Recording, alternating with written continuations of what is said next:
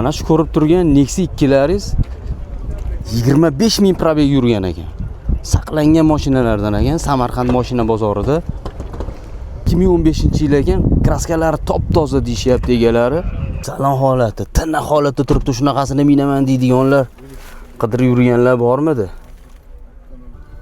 Yurgan probegi 25644 kilometr yuribdi. Audio sistemasi ikkinchi paytda lyuks konditsioner ekan, metanlar o'rnatilgan ekan. Frontali metani zapaskalari joyida ekan, mashina pechat turibdi. Holatlari tiniq holatda turibdi. Lekin havasga minadigan joy ekan lekin. 3-pokoleniya metani 1.6 Dons motor, konditsionerlari muzlatadi deyishyapti.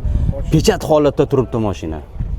2015-yil Samarqand mashina bozori 25 ming kilometr yurgan. Narxi 6300 deyishyapti. Egalar nomerini qoldiraman, telefon qilib aloqaga chiqaverasizlar.